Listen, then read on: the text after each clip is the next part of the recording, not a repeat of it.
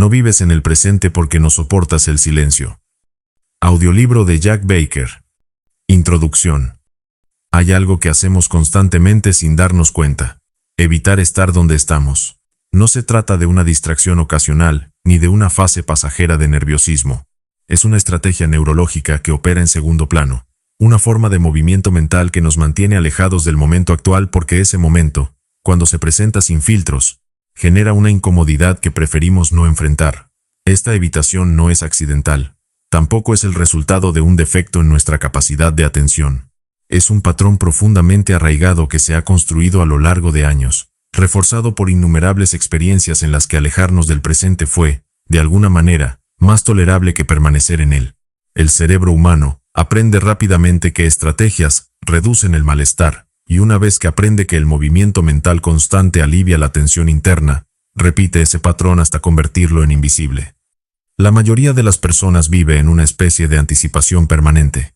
Piensan en lo que viene, revisan lo que pasó, planean, recuerdan, imaginan escenarios futuros, pero raramente permanecen en el instante que están viviendo. Esta actividad mental no es necesariamente productiva. Gran parte de ella consiste en proyecciones que nunca se materializan, en revisiones de conversaciones que ya terminaron, en planes que se reformulan una y otra vez sin llegar a ejecutarse. Lo que mantiene activa esta maquinaria no es la utilidad de estos pensamientos, sino la función que cumplen, mantener la mente ocupada. Y cuando el entorno se vuelve silencioso, cuando no hay estímulos externos que reclamen su atención, la incomodidad se intensifica. El silencio no es ausencia de ruido, es la ausencia de distracción, y esa ausencia revela algo que muchos prefieren no ver, la sensación cruda de estar consigo mismos. Sin el ruido externo que funcione como pantalla, la experiencia interna se vuelve más audible, y lo que se escucha ahí dentro no siempre es tranquilizador. Puede ser una corriente de pensamientos repetitivos, una sensación de inquietud sin origen claro, una pregunta incómoda que no tiene respuesta inmediata. Esta evitación no es moral ni filosófica, es neurológica. El sistema nervioso humano está diseñado para detectar amenazas y buscar seguridad. Cuando el entorno es predecible y el estímulo externo desaparece, la atención se redirige hacia adentro, y lo que encuentra no siempre es agradable. Puede ser una sensación de vacío, una inquietud difusa, una pregunta incómoda sobre el sentido de lo que se está haciendo.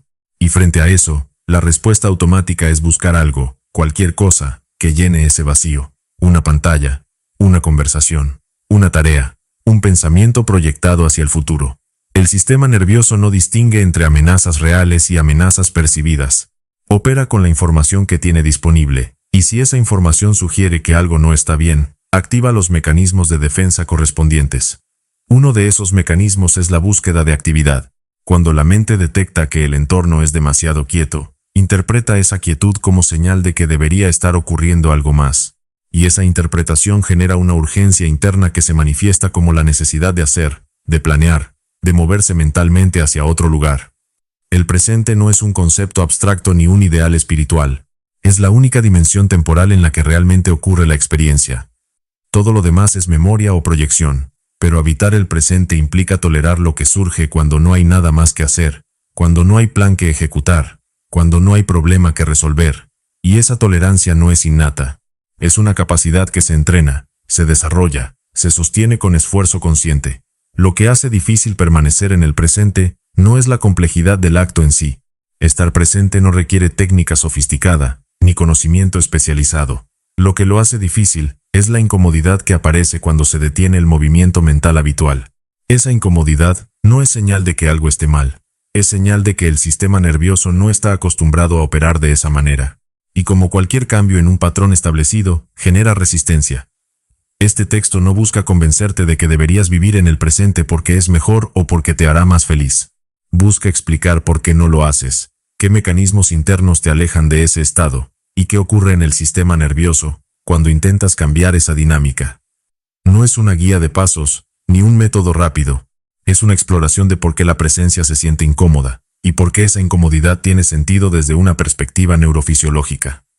El objetivo no es juzgar la evitación, ni etiquetarla como algo negativo. El objetivo es hacerla visible. Porque mientras permanezca invisible, opera sin cuestionamiento, y mientras opere sin cuestionamiento, no hay manera de modificarla. La simple observación de que existe un patrón, de que ese patrón tiene consecuencias, de que esas consecuencias afectan la calidad de la experiencia diaria, es suficiente para empezar a generar cambios. No cambios inmediatos ni transformaciones radicales, sino ajustes graduales en la forma en que se distribuye la atención. La huida del presente no es un defecto personal, es una respuesta aprendida, reforzada por años de condicionamiento cultural, tecnológico y emocional. Pero entender esa respuesta es el primer paso para modificarla. Entender que la urgencia de hacer algo no siempre refleja una necesidad real. Entender que el silencio no es amenazante en sí mismo, sino que se percibe como amenazante porque revela lo que normalmente queda oculto. Entender que la capacidad de estar presente no es un rasgo con el que se nace o se carece, sino una habilidad que puede desarrollarse con práctica sostenida. Este texto no promete soluciones rápidas, porque las soluciones rápidas no existen para patrones que se han construido durante años. Promete, en cambio, claridad. Claridad sobre los mecanismos que mantienen la atención lejos del presente. Claridad sobre las razones neurológicas por las que el silencio se siente incómodo. Claridad sobre lo que realmente significa entrenar la presencia. Y sobre lo que ese entrenamiento implica en términos de esfuerzo, tiempo y tolerancia a la incomodidad. Capítulo 1. Huida constante. La mente humana no está diseñada para detenerse. Está diseñada para anticipar, planificar, recordar, comparar, evaluar. Esa actividad constante no es un problema en sí misma. Es una ventaja evolutiva. Permitió a los humanos sobrevivir en entornos hostiles, prever peligros, coordinar acciones colectivas, construir sociedades complejas. Pero esa misma capacidad, cuando opera sin regulación, se convierte en una máquina de evitación. Este diseño evolutivo tiene raíces profundas. Durante millones de años, los cerebros que podían anticipar amenazas, recordar dónde encontrar recursos, planificar movimientos estratégicos, tenían más probabilidades de sobrevivir. La quietud mental no ofrecía ventajas adaptativas en entornos donde la vigilancia constante marcaba la diferencia entre la vida y la muerte. Por eso el cerebro moderno heredó esa tendencia a mantenerse activo, a buscar problemas que resolver, a proyectarse hacia el futuro o revisar el pasado. No es un defecto. Es el resultado de un proceso de selección que premió la actividad mental constante. La mayoría de las personas no huye de un lugar específico. Huye de un estado. Huye de la sensación de no estar haciendo nada, de no estar avanzando, de no estar ocupadas. Esa sensación genera una incomodidad sutil pero persistente, una especie de zumbido de fondo que la mente interpreta como señal de que algo no está bien. Y frente a esa señal, la respuesta automática es buscar actividad. Esa incomodidad no tiene un origen claro, no es resultado de una amenaza concreta, ni de un problema específico que deba resolverse. Es más bien una sensación difusa de que el estado actual no es suficiente, de que debería estar ocurriendo algo más. El cerebro, entrenado para detectar problemas y buscar soluciones, interpreta esa sensación como señal de que hay algo que atender, y cuando no encuentra un problema real, genera uno.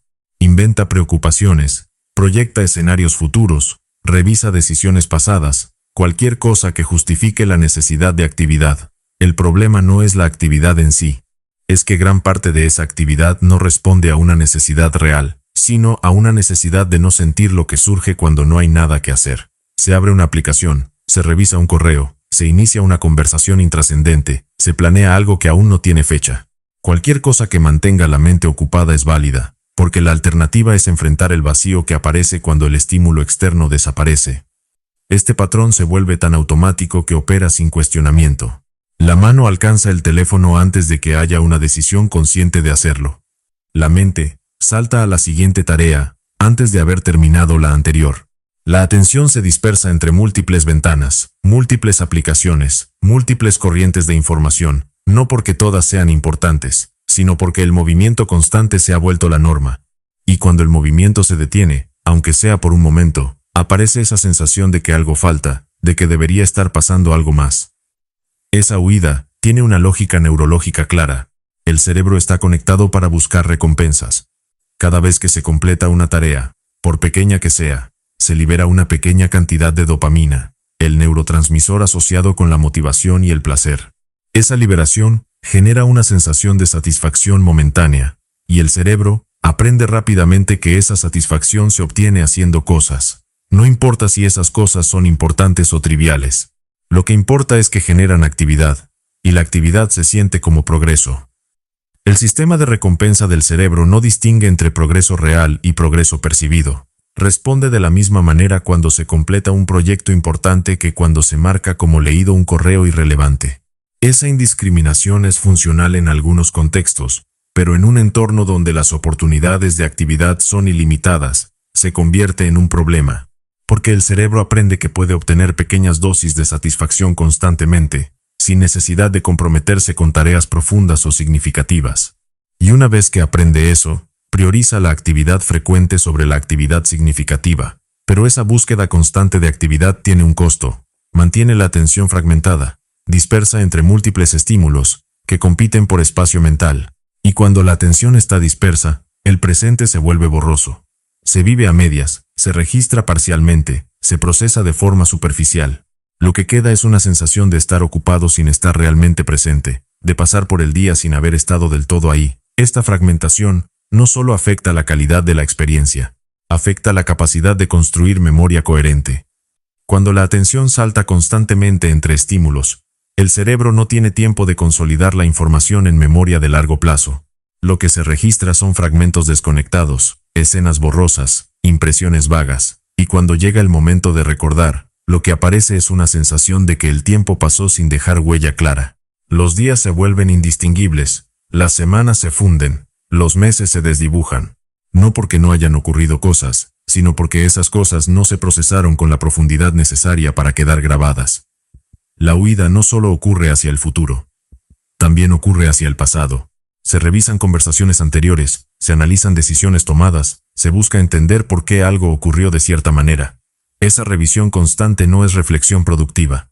Es una forma de mantener la mente activa en algo que ya no se puede cambiar, porque volver al presente implicaría enfrentar lo que está ocurriendo ahora, y lo que está ocurriendo ahora puede no ser tan estimulante como el pasado reconstruido. El pasado, al menos, ofrece la ilusión de que puede entenderse completamente. Los eventos ya ocurrieron, las decisiones ya se tomaron, las consecuencias ya se manifestaron.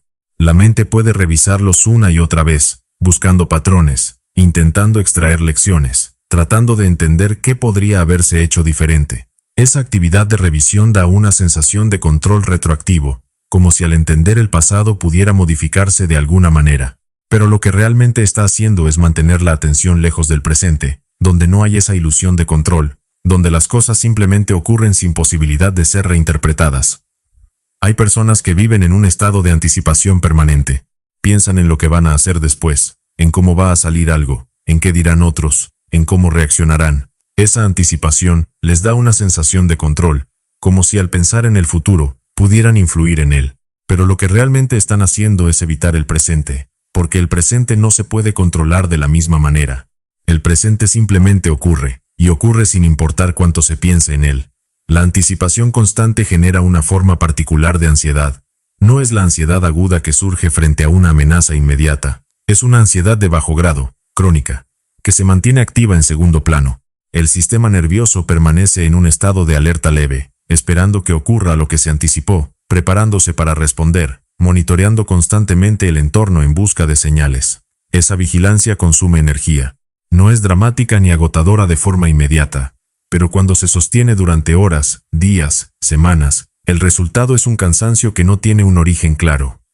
La cultura moderna refuerza esta huida. Todo está diseñado para mantener la atención en movimiento. Las plataformas digitales funcionan con algoritmos que premian la novedad, la sorpresa, el cambio constante. Cada notificación es una invitación a salir del presente y entrar en otra cosa. Cada mensaje es una promesa de que hay algo más interesante esperando.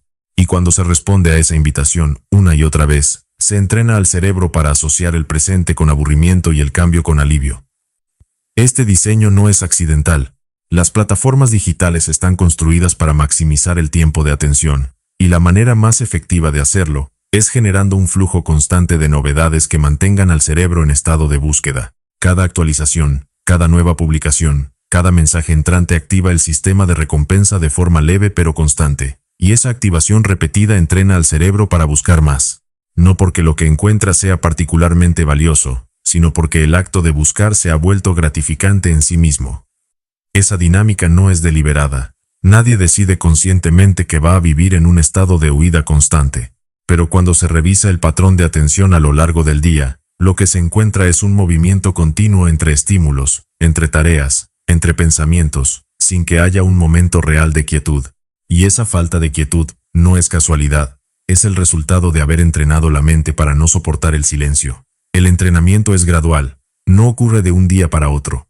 Ocurre a través de miles de pequeñas repeticiones en las que se elige el estímulo sobre la quietud, la actividad sobre la pausa, el movimiento mental sobre la presencia. Cada vez que se abre una aplicación para evitar un momento de silencio, se refuerza el patrón. Cada vez que se busca una conversación para llenar un espacio vacío, se fortalece la asociación entre quietud e incomodidad.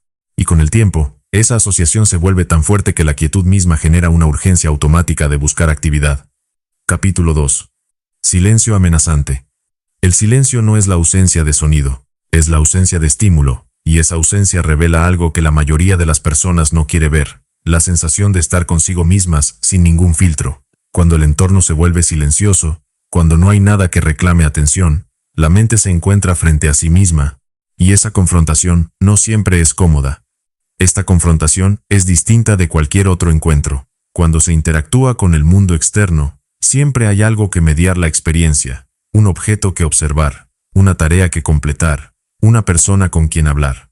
Esos elementos externos funcionan como anclas que mantienen la atención dirigida hacia afuera. Pero cuando desaparecen, cuando el entorno se vuelve silencioso, y no hay nada que procesar, la atención no tiene dónde ir excepto hacia adentro. Y ese giro hacia adentro puede revelar un paisaje interno que muchos prefieren mantener fuera de vista. Hay una razón neurológica para esto. El cerebro humano está conectado para buscar patrones, detectar cambios, anticipar amenazas. En un entorno silencioso, donde no hay estímulos externos que procesar, la atención se redirige hacia adentro. Y lo que encuentra ahí dentro puede ser inquietante. Puede ser una sensación de vacío, una pregunta sin respuesta, una incomodidad difusa que no tiene un origen claro. Esa incomodidad no es irracional. Es una señal de que el sistema nervioso no está habituado a operar sin estímulo externo. El cerebro evolucionó en entornos donde el silencio podía indicar peligro. Un ambiente demasiado quieto sugería la presencia de un depredador, la inminencia de una tormenta, algo fuera de lo normal que requería atención. Por eso el sistema nervioso aprendió a interpretar la ausencia de estímulo como señal de alerta, no como señal de seguridad. Esa interpretación tiene sentido desde una perspectiva evolutiva, pero en un contexto moderno, donde el silencio no implica amenaza real, genera una respuesta desproporcionada. El silencio se percibe como amenaza porque el cerebro lo interpreta como falta de información.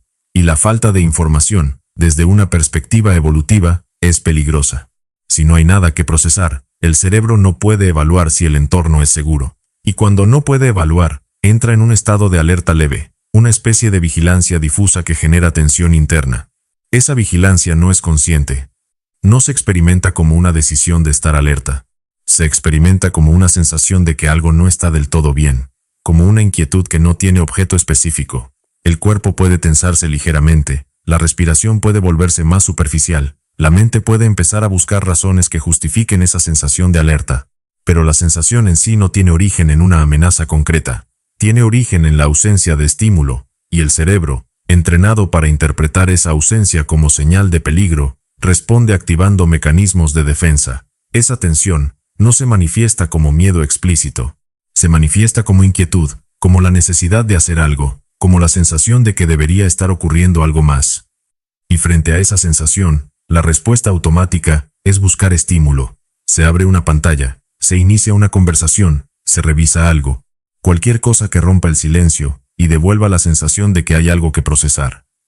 Este patrón se repite tantas veces que se vuelve automático. El cerebro aprende que la manera de reducir la tensión que genera el silencio es buscando actividad, y una vez que aprende eso, activa la búsqueda antes de que la tensión se vuelva consciente. La mano alcanza el teléfono, la mente genera una tarea, el cuerpo se mueve hacia otra habitación, todo sin que haya una decisión deliberada de hacerlo. Es una respuesta refleja a una incomodidad que el cerebro ya aprendió a evitar. Pero lo que realmente está ocurriendo es que el silencio está mostrando algo que normalmente queda oculto. La actividad interna de la mente.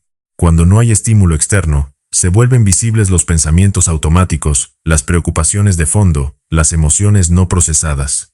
Y esa visibilidad puede ser incómoda, porque revela que gran parte de lo que ocurre en la mente no es neutral. Es ruido, es ansiedad leve, es una corriente constante de evaluación y anticipación que nunca se detiene. Esa corriente interna no es silenciosa, Es ruidosa, caótica, repetitiva. Cuando el ruido externo desaparece, lo que queda audible es el ruido interno. Y ese ruido incluye pensamientos que circulan sin llegar a ninguna parte, preocupaciones que se repiten sin resolverse, emociones que aparecen sin razón clara. Todo eso siempre estuvo ahí, pero quedaba tapado por la actividad externa. El silencio no crea ese ruido. Solo lo hace visible. Hay personas que no pueden tolerar el silencio. Necesitan ruido de fondo, música, conversaciones, cualquier cosa que llene el espacio auditivo. Esa necesidad no es solo preferencia estética, es una forma de evitar lo que surge cuando el silencio se instala. Porque el silencio no solo revela lo que está ocurriendo afuera, revela lo que está ocurriendo adentro, y lo que está ocurriendo adentro puede ser más ruidoso que cualquier estímulo externo. El ruido de fondo funciona como una cortina que tapa el ruido interno. No elimina los pensamientos automáticos ni las emociones no procesadas, pero los mantiene fuera del foco de atención. Y mientras permanezcan fuera del foco, no generan incomodidad consciente. Pero esa estrategia tiene un costo. Mantiene el material interno sin procesar, acumulándose, esperando un momento de quietud para emerger. Y cuando finalmente emerge, puede hacerlo con más intensidad de la que tendría si se hubiera procesado en el momento.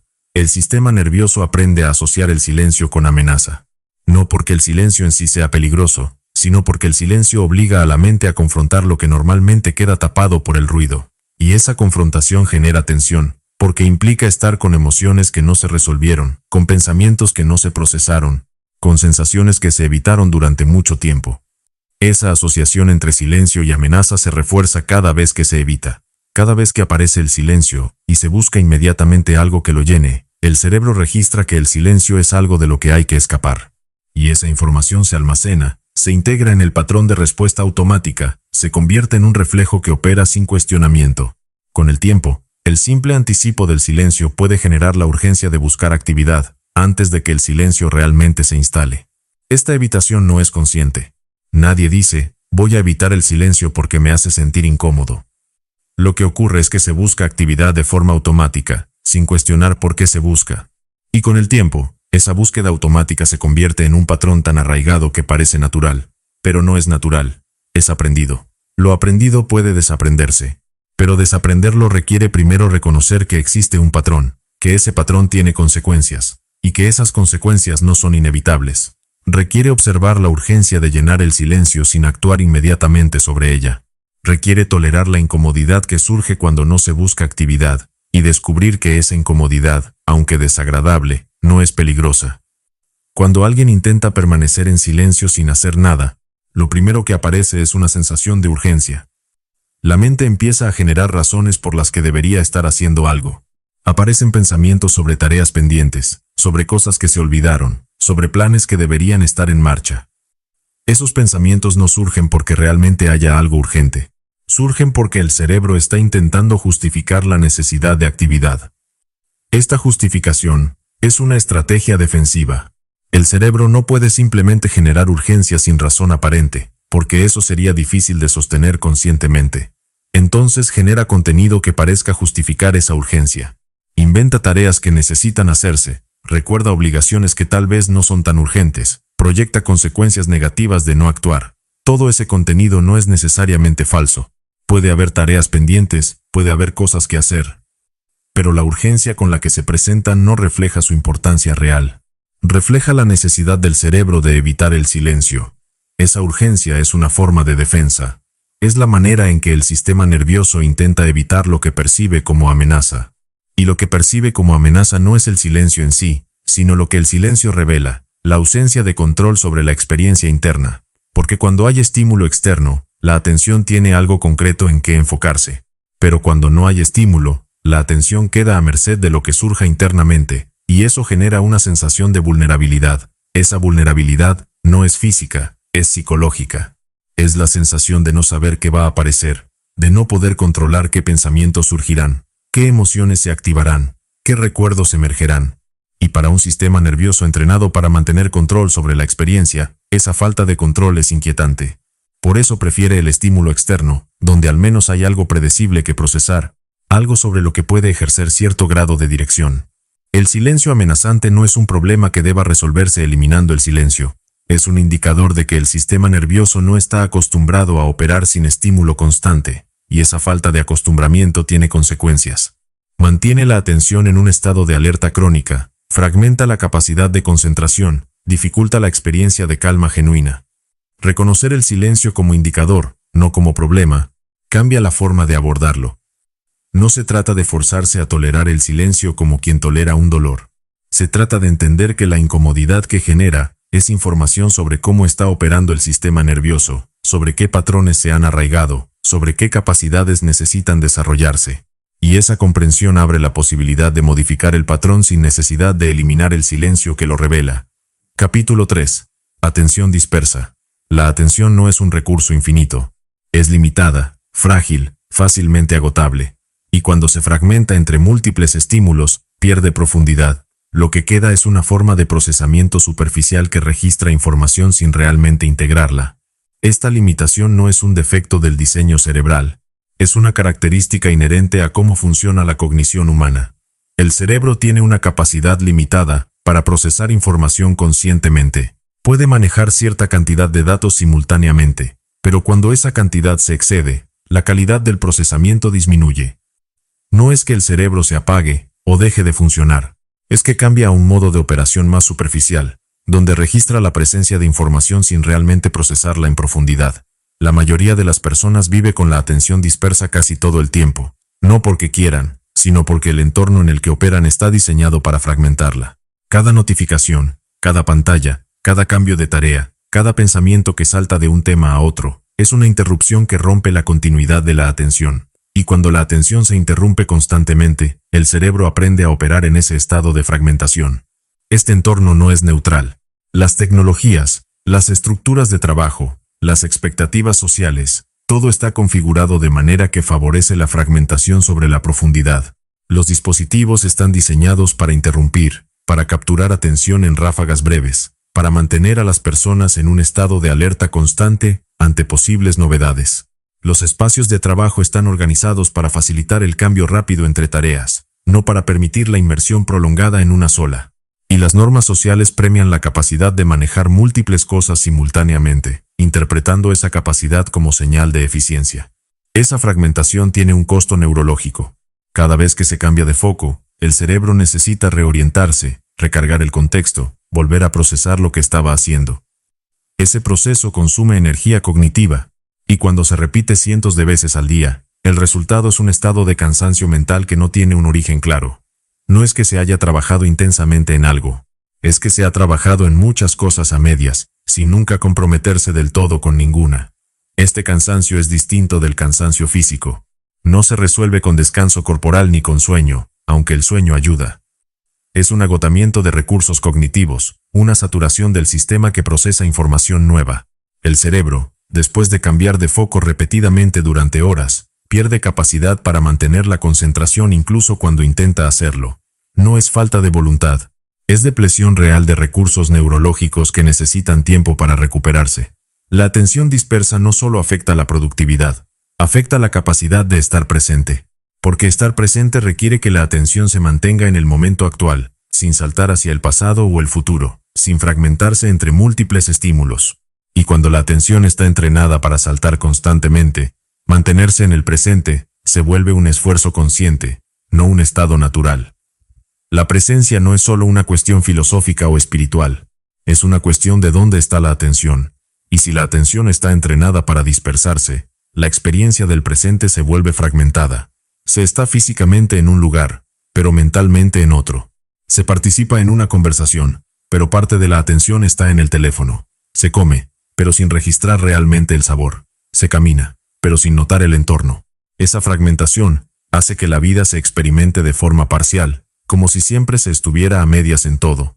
Hay una diferencia entre atención reactiva y atención sostenida. La atención reactiva responde a estímulos externos. Se activa cuando algo cambia, cuando algo nuevo aparece, cuando algo reclama espacio mental.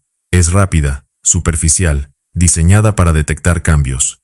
La atención sostenida, en cambio, se mantiene en un solo foco durante un periodo prolongado. Es profunda, estable, requiere esfuerzo consciente. La atención reactiva tiene valor evolutivo, permitió a los humanos detectar peligros rápidamente, responder a cambios en el entorno, mantenerse alerta ante amenazas.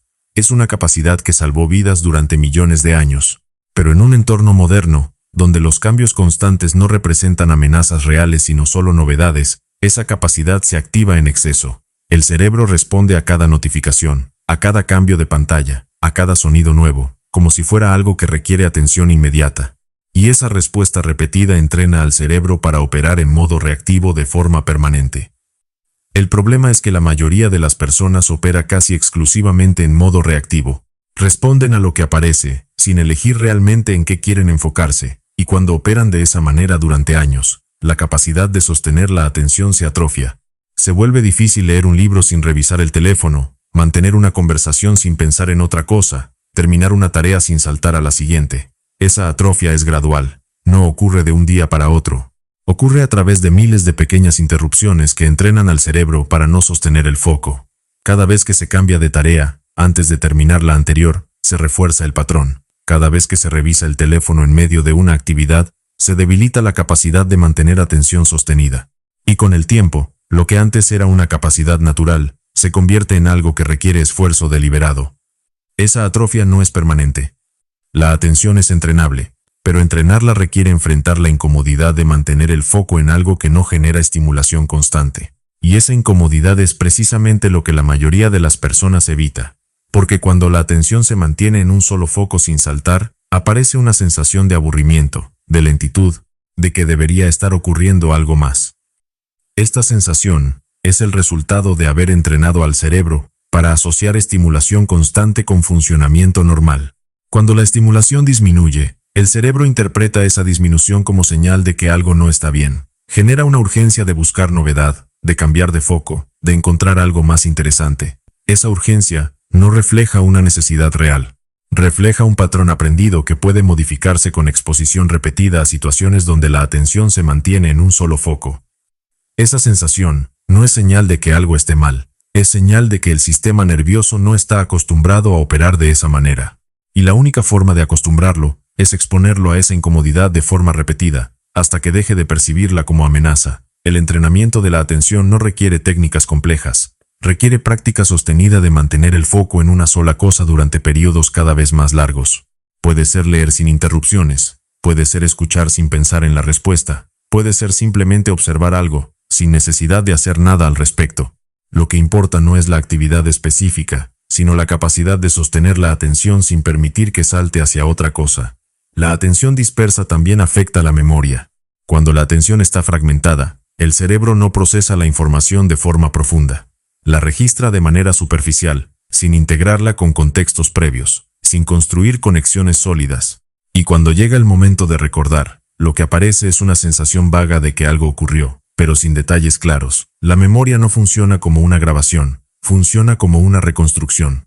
Y para reconstruir algo, el cerebro necesita haber procesado la información original con suficiente profundidad como para crear conexiones con otros datos almacenados. Cuando la atención está dispersa, ese procesamiento profundo no ocurre. La información entra, se registra brevemente, pero no se integra. Y cuando no se integra, no puede recuperarse con claridad. Lo que queda es una impresión vaga, una sensación de familiaridad, pero sin los detalles que permitirían reconstruir la experiencia completa. Esto explica por qué muchas personas sienten que el tiempo pasa rápido. No es que el tiempo se acelere, es que los días se vuelven borrosos porque no se registran con claridad.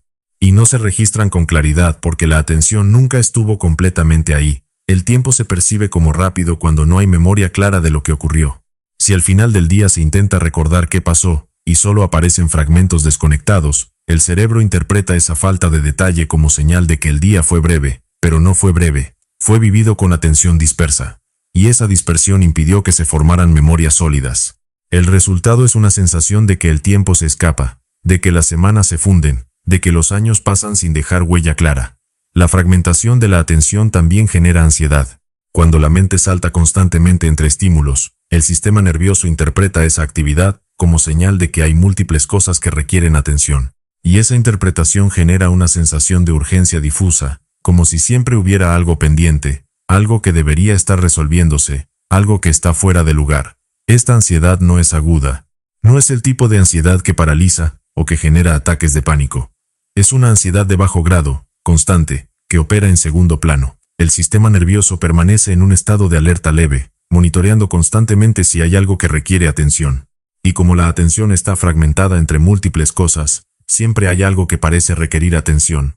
Esa sensación de que nunca se termina, de que siempre hay algo más que hacer, no es resultado de tener muchas tareas. Es resultado de procesar esas tareas con atención fragmentada. Esa urgencia no es real. Es el resultado de haber entrenado la mente para operar en un estado de alerta constante. Y cuando se opera en ese estado durante años, se vuelve difícil diferenciar entre lo que realmente requiere atención y lo que simplemente es ruido mental. El cerebro pierde capacidad de priorizar. Todo parece igualmente urgente, todo parece igualmente importante, todo reclama atención de forma simultánea. Y esa simultaneidad genera una sobrecarga que se manifiesta como ansiedad difusa. No hay claridad sobre qué hacer primero, no hay certeza de que lo que se está haciendo es lo que debería hacerse, no hay sensación de que algo se completa realmente. Solo hay movimiento constante entre tareas que nunca terminan. La atención dispersa no es un rasgo de personalidad, es un patrón aprendido, y como todo patrón aprendido, puede modificarse. Pero modificarlo requiere reconocer primero que existe, que tiene un costo, y que la alternativa no es solo concentrarse más, sino entrenar la capacidad de sostener la atención sin necesidad de estimulación constante. Reconocer el patrón es el primer paso. Notar cuántas veces al día la atención salta de una cosa a otra sin razón clara. Observar cuántas interrupciones ocurren en una hora de trabajo. Registrar cuántas veces se revisa el teléfono sin que haya una necesidad específica. Esa observación, sin juicio, sin intento de cambiar inmediatamente, es suficiente para empezar a modificar el patrón, porque lo que se observa conscientemente deja de ser automático. Y cuando deja de ser automático, puede elegirse de forma diferente. Capítulo 4. Quedarse sin escapes. Llega un momento en que los mecanismos de evitación dejan de funcionar, no porque desaparezcan, sino porque su efectividad disminuye. Lo que antes generaba alivio ahora genera cansancio. Lo que antes distraía ahora solo pospone. Y lo que antes llenaba el vacío ahora lo hace más evidente. Este cambio no ocurre de forma súbita. Es gradual. Casi imperceptible al principio. Las distracciones que antes funcionaban, empiezan a perder su capacidad de absorber la atención. La pantalla que antes podía mantener ocupada la mente durante horas, ahora genera una sensación de vacío después de minutos. Las conversaciones que antes llenaban el espacio interno ahora parecen huecas. Las tareas que antes daban sensación de progreso ahora se sienten como movimientos sin dirección. No es que estas actividades hayan cambiado, es que el sistema nervioso ha llegado a un punto donde ya no responde a ellas de la misma manera. Ese momento no es una crisis. Es un punto de saturación. El sistema nervioso ha estado operando en modo huida durante tanto tiempo que empieza a mostrar señales de agotamiento. La capacidad de mantener la distracción constante disminuye. La energía para saltar entre estímulos se agota. Y lo que queda es una sensación de cansancio que no se resuelve con descanso físico. Este agotamiento es específico. No es cansancio muscular, ni falta de sueño. Aunque esos factores pueden estar presentes, es un agotamiento de los recursos que el cerebro usa para mantener la evitación activa. Cada distracción, cada salto de atención, cada búsqueda de estímulo, consume energía mental. Y cuando ese consumo se sostiene durante años sin pausa, los recursos se depletan. El cerebro, simplemente, ya no tiene la capacidad de mantener el mismo nivel de actividad evasiva que antes sostenía sin esfuerzo aparente. Cuando se agotan los escapes, lo que aparece es lo que siempre estuvo ahí. La experiencia cruda del presente, sin filtros, sin distracciones, sin posibilidad de posponerla. Y esa experiencia puede ser incómoda, porque revela lo que se evitó durante mucho tiempo. Lo que emerge no es necesariamente dramático. No siempre son emociones intensas o pensamientos perturbadores. A veces es simplemente una sensación de vacío, una pregunta sobre el sentido de lo que se está haciendo, una percepción clara de cuánto tiempo se ha pasado en movimiento sin realmente llegar a ningún lado. Esa claridad, aunque no sea dolorosa en sí misma, puede ser difícil de tolerar porque rompe la ilusión de que la actividad constante estaba llevando a algún lugar. No es que el presente en sí sea doloroso. Lo que es doloroso es la acumulación de emociones no procesadas, de tensiones no resueltas, de preguntas no formuladas que quedaron enterradas bajo capas de actividad. Y cuando los escapes dejan de funcionar, esas capas empiezan a disolverse. Esa acumulación es el resultado de años de posponer el procesamiento emocional. Cada vez que surgió una emoción incómoda, y se buscó distracción en lugar de procesarla. Esa emoción no desapareció, se almacenó, se archivó en algún lugar del sistema nervioso, esperando un momento de quietud para emerger. Y cuando los escapes dejan de funcionar, ese momento llega. Las emociones archivadas empiezan a surgir, no necesariamente de forma organizada, sino en oleadas que pueden parecer desproporcionadas en relación con lo que está ocurriendo en el presente. Hay personas que llegan a este punto después de un evento específico. Una pérdida, un cambio abrupto, una enfermedad, algo que rompe la rutina y obliga a detenerse. Otras llegan simplemente porque el patrón de evitación se vuelve insostenible. No ocurre nada dramático, solo que un día se dan cuenta de que están cansadas de huir. Para algunos, es un evento externo que hace imposible continuar con el patrón habitual. Una enfermedad que obliga al reposo, una pérdida que paraliza la actividad normal, un cambio de circunstancias que elimina las estructuras que sostenían la evitación. Cuando esas estructuras desaparecen, la evitación se vuelve visible porque ya no hay nada que la sostenga de forma automática. Para otros, no hay evento específico. Simplemente llega un momento en que la contradicción entre la actividad constante y la sensación interna de vacío se vuelve insostenible. Y esa insostenibilidad genera una decisión, consciente o no, de detenerse. Esa sensación de cansancio no es debilidad, es lucidez. Es el sistema nervioso reconociendo que la estrategia que usó durante años ya no sirve. Y ese reconocimiento es el primer paso para modificar el patrón. La lucidez no llega con claridad absoluta, ni con una revelación dramática. Llega como una sensación gradual de que algo no está funcionando, de que el movimiento constante no está generando lo que se supone que debería generar. No hay una voz interna que anuncie, esto ya no funciona. Hay solo una fatiga que no se va, una sensación de que por más que se haga, algo fundamental sigue faltando. Y cuando esa sensación se vuelve lo suficientemente clara, el sistema nervioso empieza a buscar alternativas al patrón que ha sostenido durante tanto tiempo. Cuando se agotan los escapes, aparece una pregunta incómoda. ¿Qué hago con el tiempo cuando no estoy haciendo nada? Esa pregunta revela cuánto depende la identidad de la actividad. Cuánto se define alguien por lo que hace, por lo que produce, por cómo llena el día, y cuando no hay actividad que definirlo, queda la sensación de no saber quién es sin eso. Esta pregunta no es abstracta, es profundamente práctica. Cuando llega un momento libre y no hay tarea que ocuparlo, cuando aparece un espacio de quietud y no hay plan que ejecutar, la mente no sabe qué hacer consigo misma, porque durante años, la identidad se construyó alrededor de la actividad. La sensación de valor vino de lo que se producía, la sensación de propósito vino de las tareas que se completaban, la sensación de estar vivo vino del movimiento constante.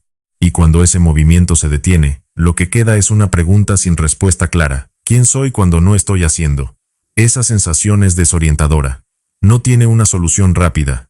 No se resuelve con un plan de acción, ni con una nueva tarea. Se resuelve aprendiendo a tolerar la desorientación, a permanecer en ella sin intentar escapar. La desorientación no es cómoda. El cerebro está diseñado para buscar certeza, para construir mapas mentales que le permitan predecir y controlar. Y cuando esos mapas dejan de funcionar, cuando la actividad que antes daba sentido ya no lo da, el cerebro entra en un estado de confusión que genera ansiedad. Pero esa ansiedad no es señal de que algo esté mal, es señal de que el cerebro está en proceso de reconstruir sus mapas internos, de encontrar nuevas formas de operar que no dependan de la evitación constante. Quedarse sin escapes no significa que no haya nada que hacer. Significa que lo que se hace ya no funciona como anestesia. Las actividades siguen ocurriendo, pero pierden su capacidad de distraer de lo que está ocurriendo internamente. Y esa pérdida de capacidad es, paradójicamente, lo que permite que algo cambie. Las actividades se vuelven transparentes. Antes, funcionaban como pantallas que tapaban la experiencia interna. Ahora, esa capacidad de tapar ha disminuido. Se puede estar haciendo algo y, al mismo tiempo, ser consciente de la inquietud interna que antes quedaba oculta. Se puede estar ocupado y, simultáneamente, notar que esa ocupación no está generando la satisfacción que solía generar. Esa transparencia es incómoda, pero también es información. Revela qué actividades se hacen por necesidad real, y cuáles se hacen solo para evitar estar quieto, porque cuando ya no se puede huir, lo único que queda es quedarse. Y quedarse implica enfrentar lo que surge cuando no hay nada más que hacer. Implica tolerar la inquietud, la incomodidad, la sensación de que debería estar ocurriendo algo más. Implica aprender que esa sensación no es peligrosa, aunque sea incómoda. Quedarse no es un acto pasivo, es un acto de resistencia contra el patrón automático de buscar actividad. Requiere sostener la atención en lo que está ocurriendo internamente sin intentar modificarlo de inmediato. Requiere tolerar la urgencia de hacer algo sin actuar sobre ella. Requiere permanecer en la incomodidad el tiempo suficiente para descubrir que esa incomodidad, aunque desagradable, no es insoportable.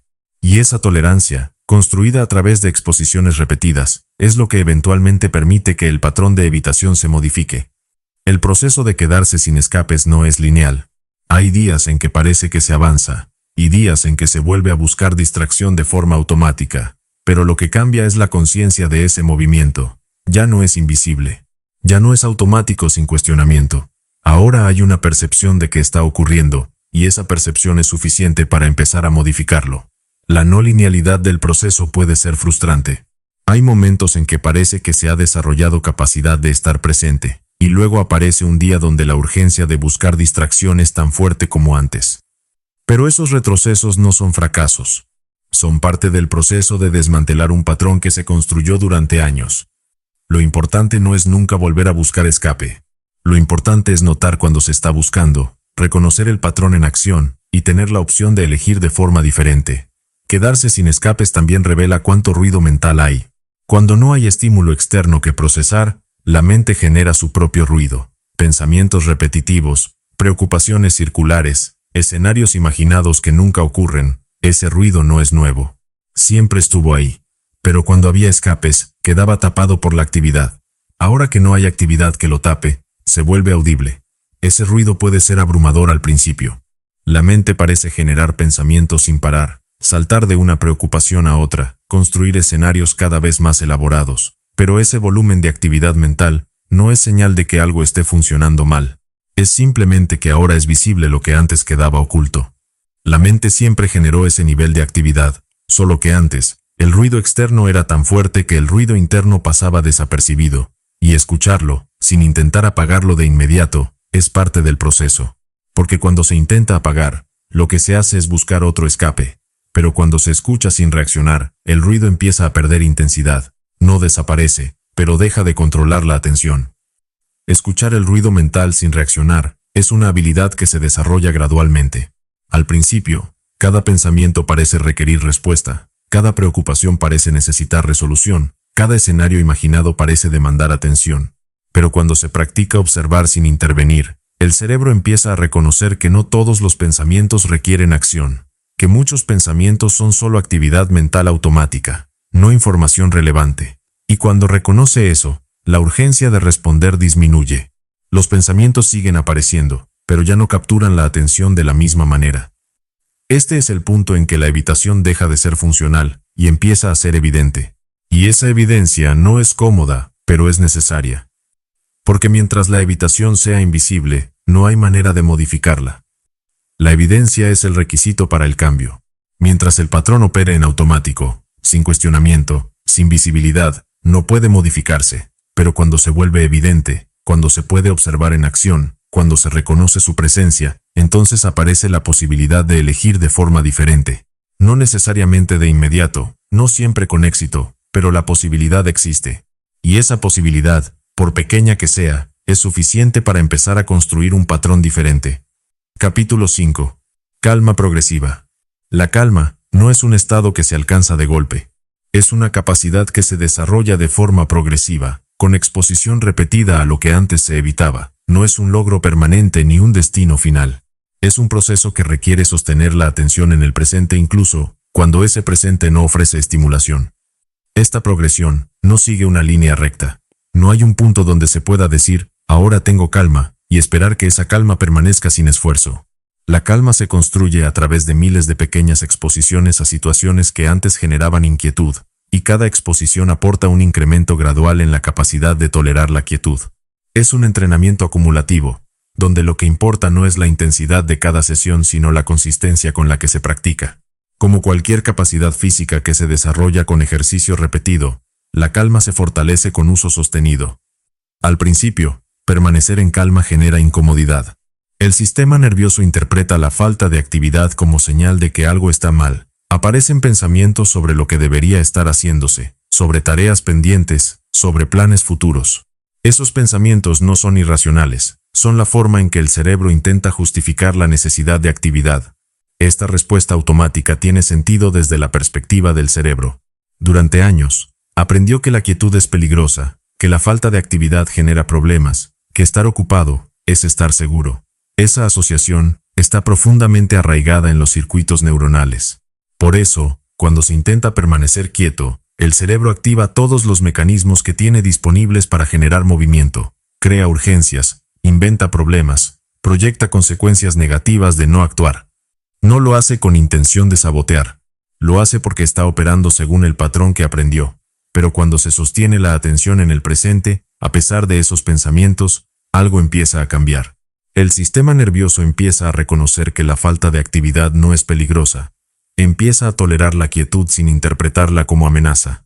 Y esa tolerancia es el primer paso hacia la calma genuina. El cambio no es inmediato. Las primeras veces que se sostiene la atención en la quietud, la incomodidad puede ser intensa. El cuerpo puede tensarse, la mente puede acelerar, la urgencia de hacer algo puede volverse casi insoportable. Pero si se mantiene la quietud a pesar de esa urgencia, el sistema nervioso registra información nueva, que la quietud no generó consecuencias negativas, que la urgencia era solo una señal falsa, que nada malo ocurrió por no actuar. Y esa información, aunque contradice años de experiencia previa, empieza a modificar el patrón. La calma progresiva no elimina el ruido mental, lo que hace es modificar la relación con ese ruido.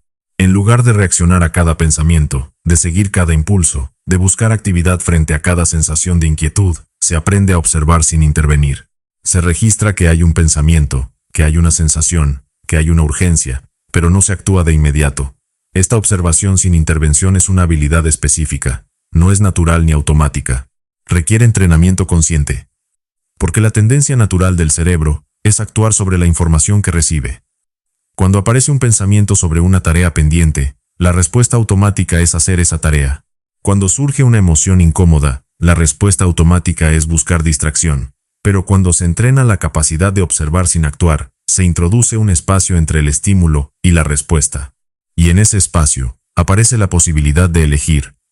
Esa pausa entre el estímulo y la respuesta es donde ocurre el cambio, porque en esa pausa, el cerebro tiene la oportunidad de evaluar si la urgencia es real, o si es solo el patrón automático, intentando reactivarse. Y con el tiempo, esa evaluación se vuelve más rápida, más clara, menos reactiva. La pausa no requiere ser larga. Puede ser solo unos segundos. Pero esos segundos son suficientes para que el cerebro note que hay una urgencia, evalúe si esa urgencia corresponde a una necesidad real, y decida conscientemente si actuar o no. Al principio, esa evaluación es lenta, y requiere esfuerzo deliberado, pero con la práctica, se vuelve más automática. El cerebro aprende a distinguir entre urgencias reales y urgencias generadas por el patrón de evitación. Y cuando aprende esa distinción, la calma se vuelve más accesible. El desarrollo de la calma requiere exposición repetida a situaciones que antes generaban inquietud. Permanecer sentado sin hacer nada, caminar sin música, estar en silencio sin llenar el espacio con pensamientos proyectados. Cada exposición entrena al sistema nervioso para tolerar lo que antes evitaba. Estas exposiciones no necesitan ser dramáticas ni prolongadas. No se trata de meditar durante horas ni de forzarse a estar en silencio absoluto. Se trata de crear pequeñas ventanas de quietud en el día, momentos donde no hay tarea que completar, ni estímulo que procesar. Pueden ser 5 minutos sentados sin pantalla, una caminata sin música ni conversación, un momento después de despertarse sin alcanzar inmediatamente el teléfono. Lo importante no es la duración ni la intensidad, sino la repetición. Porque cada exposición, por breve que sea, aporta información nueva al sistema nervioso. Al principio, esas exposiciones son breves. Unos minutos de quietud, un rato sin pantallas, un momento sin planear, pero esos minutos son suficientes para empezar a modificar el patrón. Porque lo que se entrena no es la capacidad de estar quieto durante horas, sino la capacidad de tolerar la incomodidad que surge cuando no hay actividad. La tolerancia a la incomodidad es el núcleo del entrenamiento. No se trata de eliminar la incomodidad, ni de hacerla desaparecer. Se trata de aprender que la incomodidad no es peligrosa, que puede sentirse sin necesidad de escapar, que disminuye con el tiempo, si no se alimenta con reacción. Esa tolerancia se construye gradualmente, en incrementos pequeños que se acumulan. Cada vez que se sostiene la quietud a pesar de la incomodidad, la capacidad de tolerarla aumenta ligeramente. Y esos incrementos pequeños, sostenidos durante semanas y meses, eventualmente generan una transformación significativa. La calma progresiva también modifica la percepción del tiempo. Cuando la mente está en modo huida constante, el tiempo parece acelerarse. Los días se vuelven borrosos, las semanas indistinguibles. Pero cuando la atención se sostiene en el presente, el tiempo se expande. No porque se ralentice objetivamente, sino porque se registra con mayor claridad. Esta expansión del tiempo no es ilusoria. Es el resultado de un procesamiento más profundo de la experiencia. Cuando la atención está presente, el cerebro registra detalles que normalmente se pierden. Nota texturas, sonidos, sensaciones corporales, matices emocionales. Toda esa información se integra en la memoria, creando un registro más rico de lo que ocurrió. Y cuando llega el momento de recordar, ese registro rico hace que el tiempo parezca más largo, más lleno, más sustancial. No porque haya pasado más tiempo objetivo, sino porque se vivió con más atención. Esa claridad no es solo perceptual, es emocional. Cuando se está presente, las emociones se procesan en el momento en que surgen, no se acumulan, no se posponen, no se entierran bajo capas de actividad. Y ese procesamiento en tiempo real reduce la carga emocional que se arrastra de un día a otro. El procesamiento emocional en tiempo real es una de las consecuencias más significativas de la calma progresiva. Cuando se evita el presente, las emociones que surgen no desaparecen. Se almacenan, se acumulan, se comprimen en algún lugar del sistema nervioso, y esa acumulación genera una carga de fondo que afecta el estado emocional general. Pero cuando se está presente, cuando la atención está disponible para notar lo que surge, las emociones pueden procesarse cuando aparecen. Pueden sentirse, reconocerse, integrarse, y luego disolverse.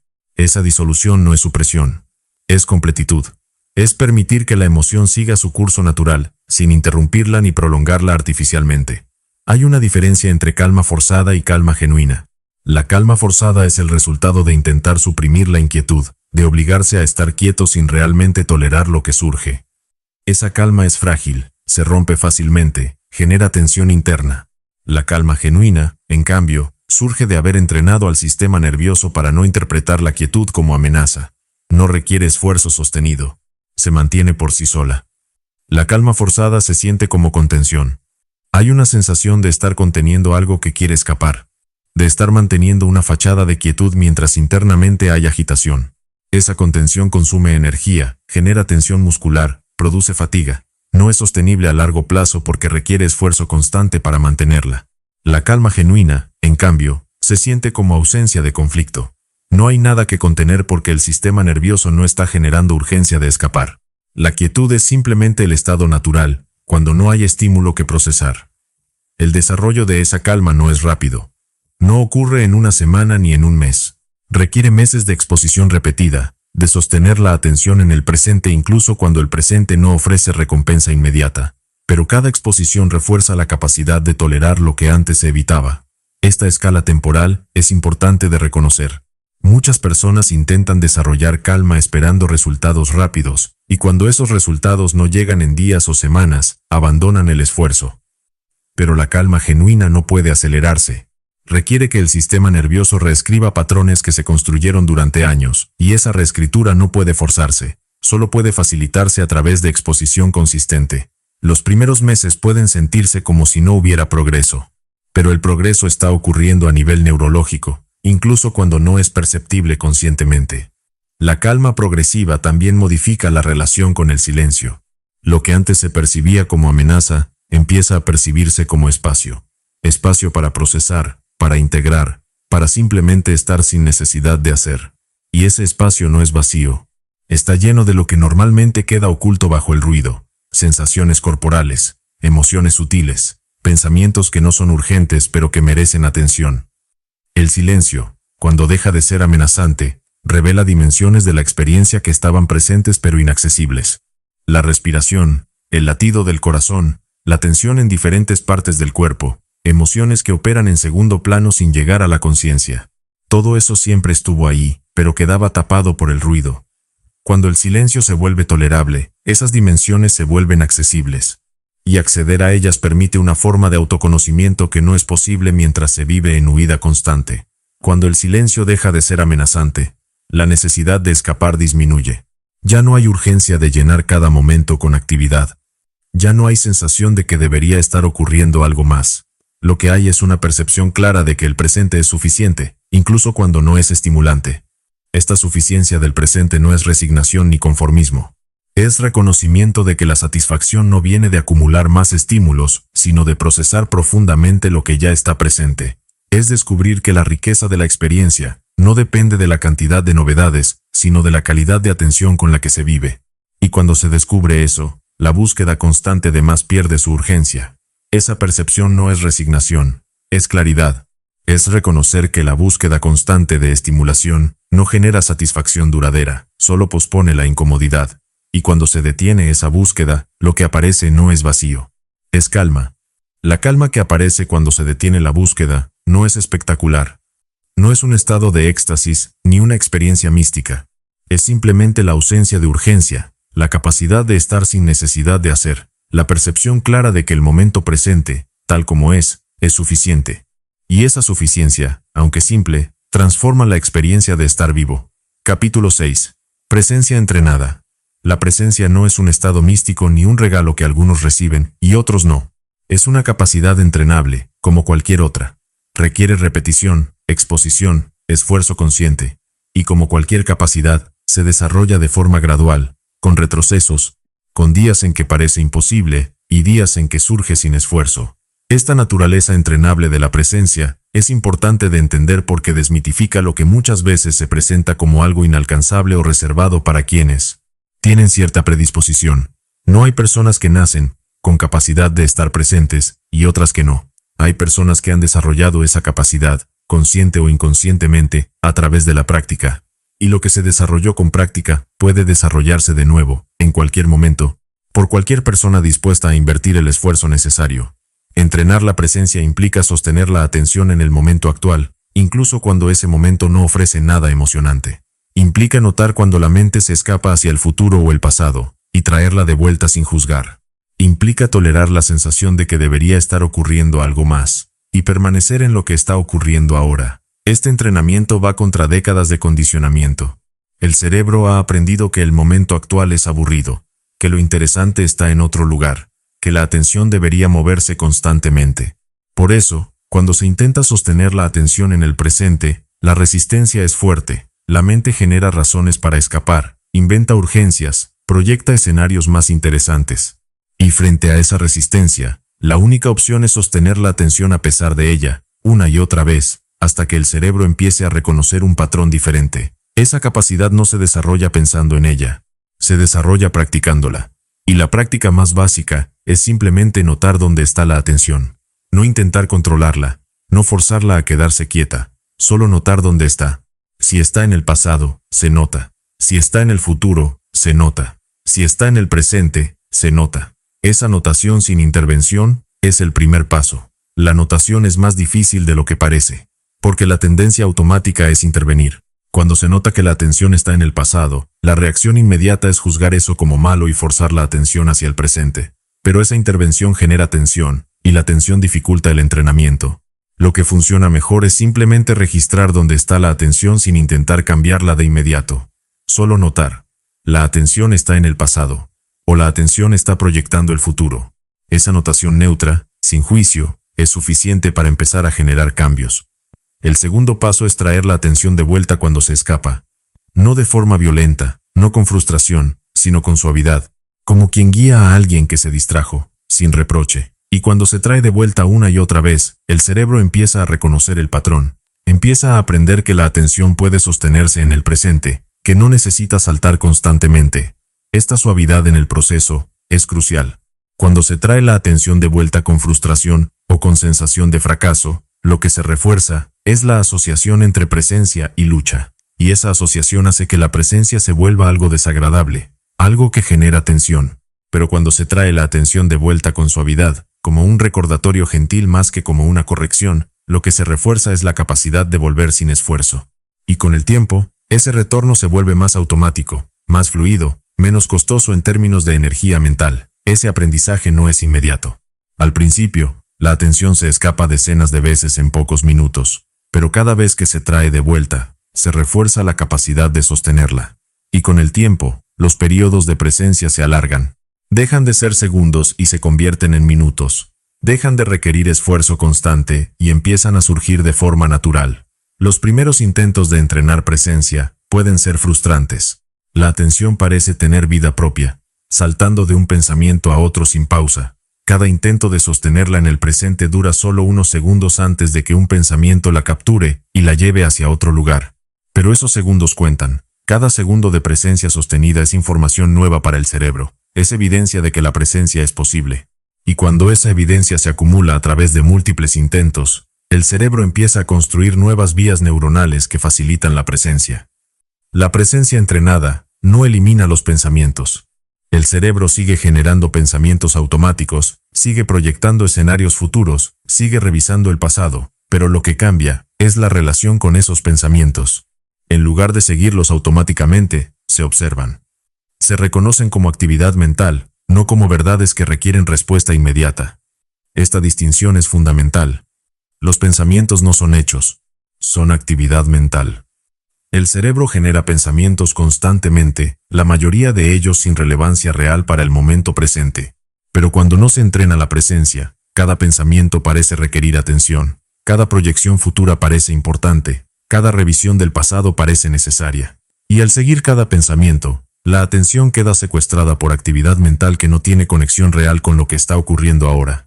Cuando se entrena la presencia, los pensamientos siguen apareciendo, pero pierden su capacidad de capturar la atención automáticamente. Esa observación sin reacción es lo que permite que la presencia se sostenga. Porque cuando se reacciona a cada pensamiento, la atención se fragmenta. Pero cuando se observa sin reaccionar, la atención permanece anclada en el presente, incluso mientras los pensamientos aparecen y desaparecen. Observar sin reaccionar no significa ignorar los pensamientos. Significa verlos claramente, reconocer su presencia, pero no actuar sobre ellos de inmediato. Es como estar sentado junto a una carretera, viendo pasar autos. Los autos pasan, se ven claramente, pero no hay necesidad de subirse a cada uno. Algunos pensamientos son importantes y merecen atención, pero la mayoría son solo ruido mental, actividad de fondo, que el cerebro genera automáticamente. Y cuando se desarrolla la capacidad de distinguir entre pensamientos importantes y ruido mental, la presencia se vuelve más estable. Hay momentos en que la presencia surge sin esfuerzo, momentos en que la atención se sostiene en el presente de forma natural, sin necesidad de traerla de vuelta, sin lucha interna. Esos momentos son señal de que el entrenamiento está funcionando, pero no son permanentes. La presencia entrenada no significa estar presente todo el tiempo. Significa tener la capacidad de volver al presente, cuando se nota que la atención se escapó. Estos momentos de presencia sin esfuerzo son valiosos no solo porque se sienten bien, sino porque muestran que el cerebro está desarrollando nuevos patrones. Cada vez que la presencia surge naturalmente, es evidencia de que las nuevas vías neuronales se están fortaleciendo, pero esos momentos no deben interpretarse como señal de que el trabajo está completo. Son más bien indicadores de progreso, puntos de referencia que muestran que el entrenamiento está generando resultados, pero que no eliminan la necesidad de práctica continua. El entrenamiento también modifica la percepción del cuerpo. Cuando la atención está en el presente, se vuelven visibles las sensaciones corporales que normalmente quedan ignoradas. La tensión en los hombros, la respiración superficial, la rigidez en la mandíbula. Esas sensaciones no son nuevas, siempre estuvieron ahí. Pero cuando la atención estaba dispersa, no había espacio para notarlas. El cuerpo mantiene un registro constante de lo que está ocurriendo internamente. Tensiones musculares, patrones de respiración, temperatura, ritmo cardíaco, sensaciones digestivas, todo eso está presente en cada momento, pero la mayoría del tiempo opera fuera de la conciencia. Cuando se entrena la presencia, ese registro corporal se vuelve accesible, y lo que se descubre a menudo es que el cuerpo ha estado señalando estrés, tensión, incomodidad, durante mucho tiempo, pero esas señales quedaban tapadas por la actividad mental constante. Notar esas sensaciones no es solo información, es regulación, porque cuando se nota tensión, el cuerpo tiene la oportunidad de soltarla, y cuando se suelta, el sistema nervioso se calma. Esa calma no es forzada, es el resultado de haber notado lo que estaba ocurriendo y haber permitido que se resuelva. La regulación que ocurre cuando se nota la tensión no requiere intervención activa. No es necesario hacer ejercicios de relajación ni forzar al cuerpo a soltarse. El simple acto de notar la tensión conscientemente Es suficiente para que el cuerpo inicie el proceso de liberarla. Es como si la atención consciente dijera al sistema nervioso, esto ya no es necesario, y el sistema nervioso, reconociendo que no hay amenaza real, permite que la tensión se disuelva. Este proceso ocurre naturalmente cuando hay presencia sostenida. La presencia entrenada también modifica la experiencia de las emociones. Cuando se está presente, las emociones se sienten con mayor claridad. No se filtran a través de capas de interpretación, ni se distorsionan con proyecciones futuras. Se sienten tal como son. Movimientos internos que surgen, alcanzan un pico y disminuyen. Las emociones tienen una estructura temporal natural. Surgen, se intensifican, alcanzan un máximo y luego disminuyen. Todo este ciclo, cuando no se interfiere con él, dura relativamente poco. Pero cuando se vive sin presencia, las emociones no siguen ese ciclo natural. Se interpretan, se amplifican con pensamientos, se prolongan con historias mentales sobre lo que significan. Una emoción que podría durar minutos, se extiende durante horas o días, porque la mente sigue alimentándola con interpretaciones. Cuando se entrena la presencia, las emociones pueden seguir su curso natural sin interferencia. Esa experiencia directa de las emociones reduce su intensidad, no porque se supriman, sino porque no se amplifican con historias mentales. Cuando surge tristeza, y se nota sin juzgar, la tristeza se siente pero no se convierte en desesperación. Cuando surge ansiedad y se nota sin reaccionar, la ansiedad se siente pero no se convierte en pánico. La reducción de intensidad no es supresión. Las emociones se sienten completamente, pero sin la amplificación que ocurre cuando la mente construye historias alrededor de ellas. La tristeza es tristeza, sin la historia de «esto nunca va a mejorar». La ansiedad es ansiedad, sin la historia de «algo terrible va a pasar». Y cuando las emociones se sienten sin esas historias, su intensidad natural es manejable. No desaparecen, pero tampoco abruman. Simplemente son lo que son, señales internas que surgen, se procesan y se disuelven. El entrenamiento de la presencia no es lineal. Hay días en que parece que se retrocede, en que la atención se escapa constantemente, en que la presencia parece inalcanzable. Esos días no son fracaso, son parte del proceso. Porque lo que se entrena no es la capacidad de estar presente de forma perfecta, sino la capacidad de notar cuando no se está presente y elegir volver. Los retrocesos pueden ser desalentadores. Después de semanas de práctica donde parecía que la presencia se estaba volviendo más accesible, aparece un día donde la atención es completamente inestable, donde cada intento de estar presente dura solo segundos. Pero esos días no invalidan el progreso anterior. Son fluctuaciones normales en cualquier proceso de entrenamiento. El cerebro no construye nuevas capacidades de forma lineal. Construye, retrocede, consolida, vuelve a construir. Lo importante no es nunca tener un mal día, sino mantener la práctica a pesar de los malos días. Esa elección es lo que marca la diferencia. No el resultado, sino la capacidad de elegir. Y cuando esa capacidad se fortalece, la presencia deja de ser un esfuerzo y se convierte en un estado al que se puede volver cuando se necesita. La capacidad de elegir es el verdadero logro del entrenamiento. No la presencia perfecta, no la eliminación de pensamientos, no el control total sobre la atención, sino la capacidad de notar cuando la atención se fue y elegir traerla de vuelta. Esa capacidad, una vez desarrollada, está siempre disponible. No importa cuánto tiempo haya pasado sin practicar, no importa cuán dispersa esté la atención en un momento dado, la capacidad de elegir volver permanece. Y esa permanencia es lo que convierte la presencia en una herramienta confiable para navegar la experiencia. Capítulo 7. Vivir ahora. Vivir en el presente no significa ignorar el futuro ni olvidar el pasado. Significa procesar el futuro y el pasado desde el presente, sin perderse en ellos. Significa planear cuando es necesario, recordar cuando es útil, pero sin que esa planeación o ese recuerdo secuestren la atención de lo que está ocurriendo ahora. Es establecer una relación diferente con el tiempo, una en la que la mente no esté constantemente escapando hacia lo que fue o lo que podría ser, sino anclada en lo que es. Esta distinción es fundamental porque el presente no se opone al pasado ni al futuro. Los contiene, los integra, pero los mantiene en su lugar, como recursos disponibles, no como prisiones mentales. El pasado está ahí para ser consultado cuando se necesita aprender de él. El futuro está ahí para ser considerado cuando se necesita planificar. Pero ninguno de los dos debería convertirse en el territorio principal donde transcurre la vida mental. Hay una diferencia entre pensar en el futuro y vivir en el futuro. Pensar en el futuro es útil. Permite anticipar, preparar, tomar decisiones. Es una función cognitiva necesaria que facilita la navegación de la vida. Vivir en el futuro es agotador. Mantiene la mente en un estado de anticipación permanente. Genera ansiedad crónica. Impide que la experiencia del presente se registre con claridad. La mente que vive en el futuro está siempre preparándose para algo que aún no ha llegado, ensayando conversaciones que no han ocurrido, resolviendo problemas que no han aparecido. Y en ese proceso, se pierde lo único que realmente está disponible: este momento. Cuando la atención está constantemente proyectada hacia adelante, el cuerpo está aquí, pero la mente está en otro lugar. Y esa fragmentación tiene un costo. Genera una sensación de estar siempre llegando tarde a la propia vida, de estar corriendo detrás de algo que se mueve más rápido que la capacidad de alcanzarlo. Porque el futuro, por definición, nunca llega. Cuando llega, ya es presente. Y si la mente está entrenada para vivir en el futuro, cuando ese futuro se convierte en presente, ya está buscando el siguiente futuro. Lo mismo ocurre con el pasado. Recordar es útil. Permite aprender, integrar, entender. Es la forma en que el cerebro extrae patrones de la experiencia y los convierte en conocimiento. Vivir en el pasado es paralizante. Mantiene la atención atrapada en lo que ya ocurrió. Impide que lo nuevo se procese. Genera una sensación de estar atascado. La mente que vive en el pasado está constantemente revisando lo que dijo, lo que no dijo, lo que hizo, lo que debería haber hecho. Y en esa revisión constante, se pierde la capacidad de responder a lo que está ocurriendo ahora.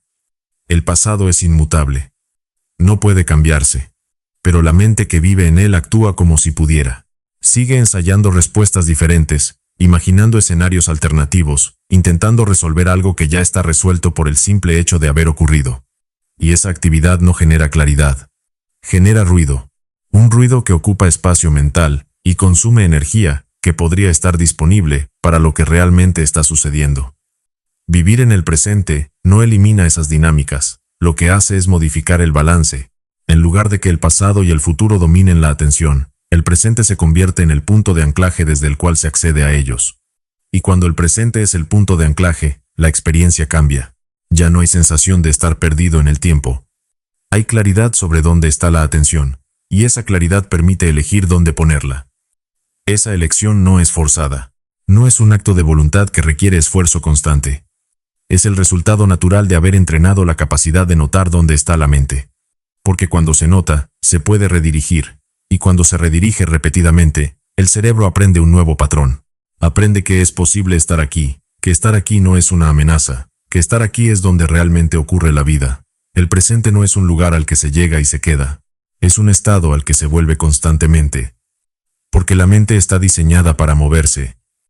Va a seguir generando pensamientos sobre el futuro. Va a seguir revisando el pasado. Va a seguir proyectando escenarios. Eso es lo que hace. Es su función. Pero cuando se entrena la capacidad de notar ese movimiento, ya no es automático. Deja de ser invisible. Y cuando deja de ser invisible, puede modificarse. Notar no es juzgar. No se trata de observar que la mente se fue al futuro y criticarla por eso.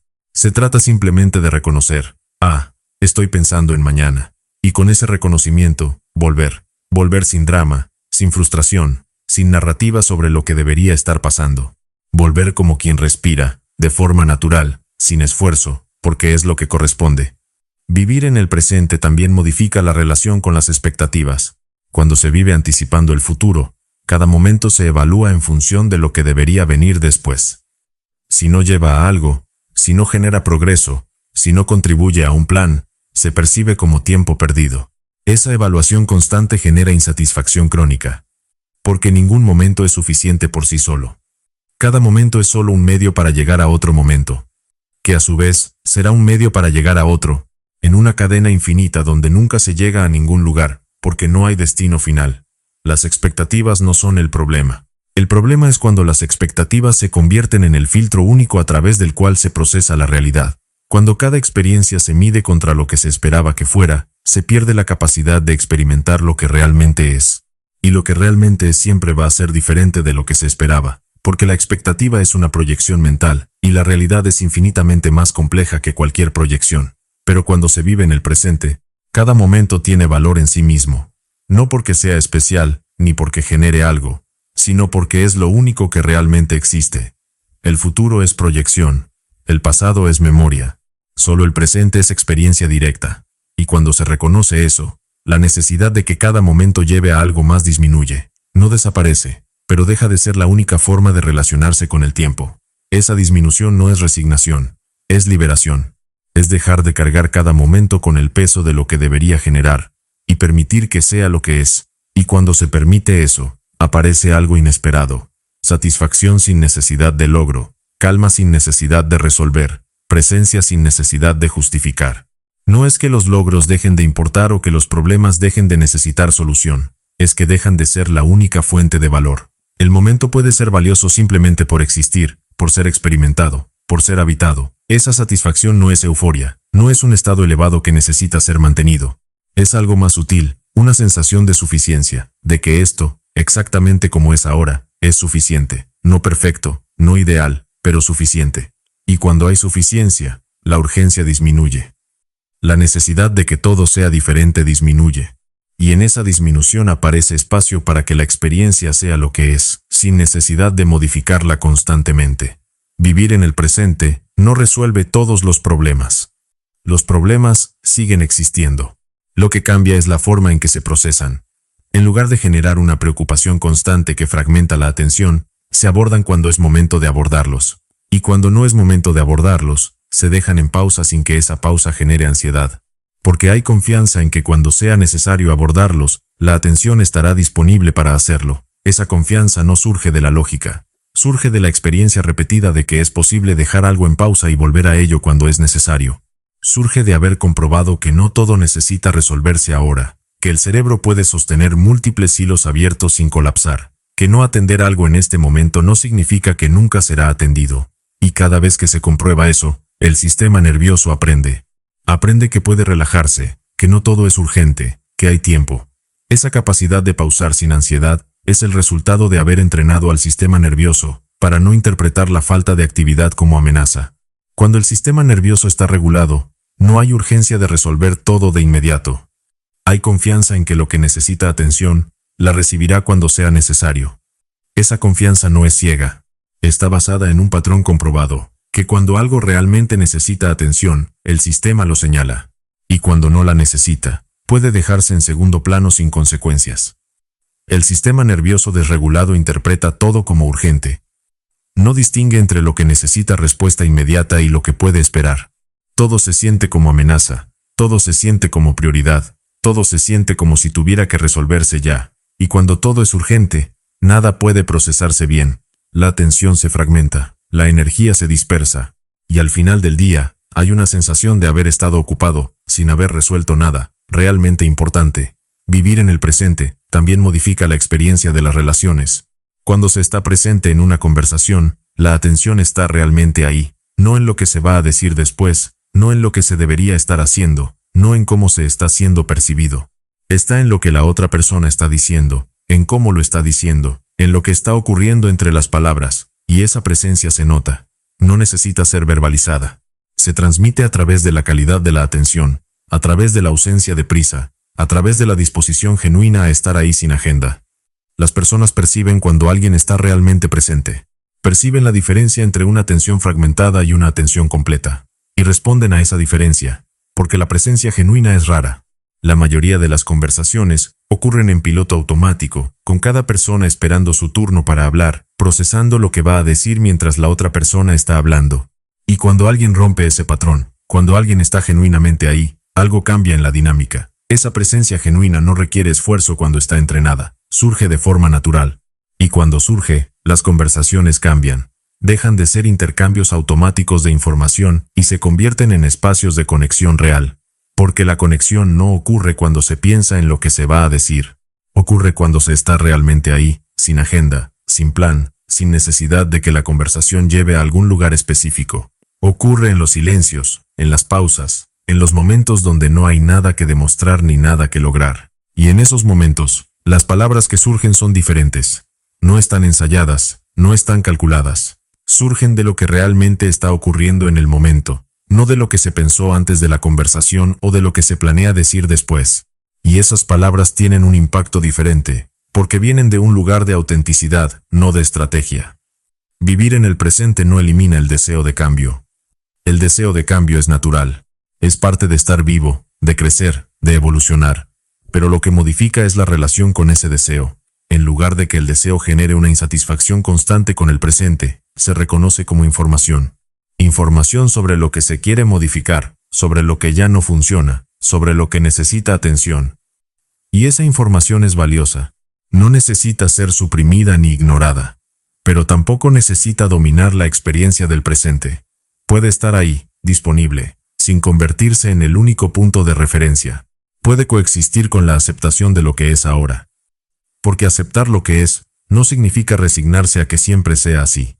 Significa reconocer que esto es lo que hay ahora, y desde ese reconocimiento, decidir qué hacer.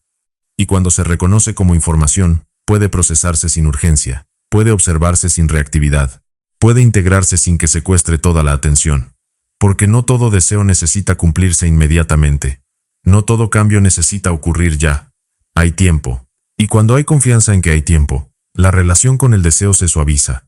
Deja de ser una demanda urgente y se convierte en una dirección, en una intención, en algo hacia lo cual moverse sin perder de vista donde se está ahora. El presente no es un ideal abstracto, es la única dimensión en la que realmente se vive. Todo lo demás es pensamiento. Y cuando se reconoce eso, la pregunta deja de ser cómo vivir en el presente, y se convierte en cómo dejar de vivir en otra parte. Porque la respuesta a la primera pregunta puede parecer complicada, puede requerir técnicas, puede sentirse como algo que hay que lograr. Pero la respuesta a la segunda pregunta es simple, notando. Notando cuando la mente se va, y volviendo, una y otra vez, sin drama, sin juicio, sin expectativa de que alguna vez dejará de irse, simplemente volviendo, porque volver es todo lo que se necesita. El resto se resuelve solo. Presente habitable. El presente no se vuelve habitable porque desaparezcan las incomodidades. Se vuelve habitable porque se desarrolla la capacidad de estar con esas incomodidades sin necesidad de escapar. Porque se aprende que el silencio no es amenaza, que la quietud no es peligro, que la falta de estímulo no es vacío. Esa capacidad no surge de un día para otro. Se construye gradualmente, a través de la exposición repetida, a esos estados que antes generaban urgencia de movimiento. El silencio, cuando no se ha aprendido a habitarlo, se siente denso. Se llena de pensamientos que antes estaban ahogados por el ruido constante. La quietud, cuando se ha vivido en actividad permanente, se siente como estancamiento, como si no estar haciendo algo fuera equivalente a retroceder. Y la falta de estímulo, cuando se ha entrenado al sistema nervioso a depender de la estimulación constante, se siente como carencia, como si algo fundamental estuviera faltando. Pero todas esas sensaciones son interpretaciones, no hechos.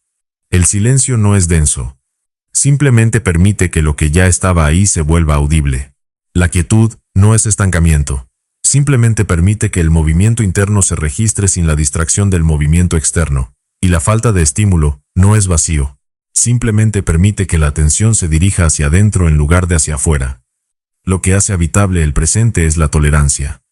Tolerancia a lo que surge cuando no hay actividad. Tolerancia a las emociones que aparecen sin filtro. Tolerancia a los pensamientos que circulan sin resolución inmediata. Esa tolerancia no es pasiva. Es activa. Requiere sostener la atención en lo que está ocurriendo sin buscar salida. Requiere permitir que la incomodidad exista sin intentar resolverla, modificarla o escapar de ella. Y esa es una habilidad que se entrena. Porque la respuesta automática a la incomodidad es el movimiento. Hacer algo, cambiar algo, distraerse con algo. Pero cuando se entrena la capacidad de sostener la incomodidad sin responder automáticamente, algo cambia. La incomodidad deja de ser una emergencia. Se convierte en información. Información sobre lo que el cuerpo está procesando, sobre lo que la mente está evitando, sobre lo que necesita atención. Cuando el presente es habitable, las actividades siguen ocurriendo. Se sigue planeando, trabajando, interactuando. Pero esas actividades dejan de funcionar como escape. Dejan de ser formas de evitar lo que surge cuando no hay nada que hacer. Se convierten en lo que son. Acciones que responden a necesidades reales, no a urgencias fabricadas por el sistema nervioso. Y hay una diferencia notable entre una acción que surge de necesidad real y una que surge de urgencia fabricada. La primera tiene dirección clara. Hay un propósito definido, hay un resultado que se busca, hay una razón por la cual esa acción específica es la que corresponde en ese momento. La segunda tiene una cualidad compulsiva. Se hace porque no hacerla genera incomodidad, no porque hacerla genere algo necesario. Se hace para llenar espacio, para ocupar tiempo, para evitar enfrentarse con lo que aparecería si no se hiciera. Esa diferencia es sutil pero fundamental, porque cuando se actúa desde la presencia, las decisiones cambian. Ya no están impulsadas por la necesidad de llenar el vacío. Están impulsadas por claridad sobre lo que realmente importa. Y esa claridad no surge de pensar más. Surge de estar presente el tiempo suficiente para que lo importante se vuelva evidente, porque lo importante no necesita ser descubierto, ya está ahí. Lo que necesita es espacio para emerger, y ese espacio solo aparece cuando la mente no está constantemente ocupada generando actividad. Cuando hay quietud suficiente, lo que realmente importa se vuelve obvio. No requiere análisis, no requiere deliberación, simplemente se presenta con una claridad que no puede ignorarse. El presente habitable no es un estado permanente. Hay días en que la atención se dispersa, en que el silencio se vuelve incómodo, en que la urgencia de hacer algo reaparece, pero lo que cambia es que esos días ya no son el patrón, son excepciones. Y cuando ocurren, hay una capacidad entrenada para volver al presente sin que esa vuelta requiera esfuerzo heroico. Esos días difíciles ya no se interpretan como fracaso, se reconocen como parte del proceso, como fluctuaciones naturales de un sistema que está aprendiendo un nuevo modo de operar, y esa interpretación modifica la experiencia. Ya no hay frustración por no estar siempre presente. Hay reconocimiento de que la presencia no es un logro que se alcanza y se mantiene, sino una práctica que se sostiene con distintos grados de facilidad según el momento. Habitar el presente no resuelve el problema del sentido. No responde la pregunta de para qué se está aquí, ni qué debería hacerse con la vida, pero lo que hace es despejar el ruido, que impide que esas preguntas se formulen con claridad. Porque cuando se vive en huida constante, las preguntas profundas quedan enterradas bajo capas de actividad. Pero cuando se vive en el presente, esas preguntas tienen espacio para surgir. Y cuando surgen, pueden explorarse sin urgencia de encontrar respuesta inmediata. Las preguntas sobre el sentido no necesitan respuestas rápidas. De hecho, las respuestas rápidas suelen ser superficiales. Son soluciones que calman momentáneamente la incertidumbre pero no tocan lo que realmente se está preguntando. Las preguntas profundas necesitan tiempo, necesitan ser sostenidas, exploradas, habitadas, y eso solo puede hacerse desde el presente, porque el presente es donde esas preguntas realmente viven. El presente habitable tampoco elimina el dolor sigue existiendo. Lo que cambia es que el dolor ya no se amplifica con historias mentales sobre lo que significa, sobre lo que debería hacerse, sobre cómo evitarlo. Se siente tal como es. Y cuando se siente tal como es, sin capas de interpretación, su intensidad disminuye. Porque gran parte del sufrimiento no es el dolor en sí mismo, es la resistencia al dolor, es la historia sobre lo que ese dolor significa, que algo está mal, que debería poder evitarse, que indica fracaso, que nunca va a terminar. Y todas esas historias amplifican la experiencia del dolor hasta hacerla insoportable. Pero cuando esas historias no están presentes, cuando el dolor se experimenta sin narrativa, lo que queda es una sensación física o emocional que puede sostenerse, que puede procesarse, que puede moverse a través del cuerpo sin quedar atrapada. Habitar el presente permite que la experiencia se registre con claridad, permite que los días dejen de ser borrosos, permite que las interacciones sean reales, permite que las emociones se procesen en el momento en que surgen. Y esa claridad no es solo perceptual, es estructural, modifica la forma en que se organiza la experiencia interna. Cuando la experiencia no se registra con claridad, los días se acumulan sin dejar huella. Se puede estar ocupado todo el día, y al final, no recordar qué se hizo. Se puede interactuar con personas, sin registrar realmente lo que se dijo. Se puede sentir emociones sin procesarlas, y esas emociones quedan ahí, acumuladas, sin integrar. Pero cuando se habita el presente, cada experiencia deja su registro. No porque se esté prestando atención especial, sino porque la atención está naturalmente ahí. Cuando el presente es habitable, la relación con el tiempo cambia. Ya no hay sensación de que el tiempo se escapa. Ya no hay urgencia de aprovecharlo todo. Hay reconocimiento de que el tiempo es lo que se está viviendo ahora, no lo que se vivirá después. Y cuando se reconoce eso, la experiencia se expande, no porque se haga más, sino porque se registra con mayor profundidad. Esa expansión no es temporal, es cualitativa. 5 minutos de presencia completa pueden sentirse más llenos que 1 hora de actividad fragmentada. No porque duren más, sino porque cada segundo se registra. No hay partes del tiempo que se pierden en distracción. Todo está ahí, disponible para ser experimentado. El presente habitable no requiere condiciones especiales, no requiere silencio absoluto ni ausencia de estímulos, requiere atención sostenida, atención que se mantiene en lo que está ocurriendo ahora, sin saltar hacia lo que ocurrió o lo que va a ocurrir, y esa atención es entrenable, se desarrolla con práctica repetida, se sostiene con esfuerzo consciente, se vuelve natural con el tiempo. Al principio, sostener la atención en el presente requiere esfuerzo. La mente está acostumbrada a moverse, a saltar de pensamiento en pensamiento, a proyectar escenarios futuros, a revisar eventos pasados, y cada vez que se le pide que se quede aquí, resiste. Pero esa resistencia disminuye con la práctica. El cerebro aprende que quedarse aquí no es peligroso, que no se pierde nada importante por no estar constantemente anticipando o revisando. Y cuando aprende eso, quedarse aquí se vuelve más fácil. Habitar el presente no es renunciar al futuro. Es construir el futuro desde el presente. Porque el futuro no se construye pensando en él, se construye actuando ahora. Y cuando se actúa desde la presencia, las acciones son más claras, más efectivas, más alineadas con lo que realmente importa. Las acciones que surgen de la presencia tienen una cualidad diferente. No están contaminadas por la ansiedad sobre el futuro, ni por el arrepentimiento sobre el pasado. Surgen de lo que es necesario ahora, basadas en lo que realmente está ocurriendo, no en lo que se teme que pueda ocurrir, o en lo que se lamenta que haya ocurrido. Y esas acciones, precisamente porque están alineadas con la realidad del momento, tienden a ser más efectivas. El presente no es un destino, es el único lugar en el que realmente se está. Y cuando se reconoce eso, la pregunta deja de ser cómo llegar al presente y se convierte en cómo dejar de abandonarlo. Porque el presente no se alcanza, se habita.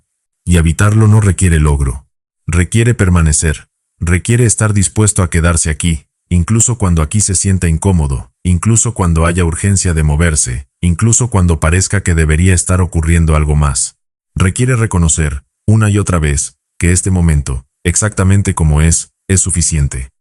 Suscríbete al canal, activa la campana, y accede a toda la biblioteca de libros en el enlace de la descripción.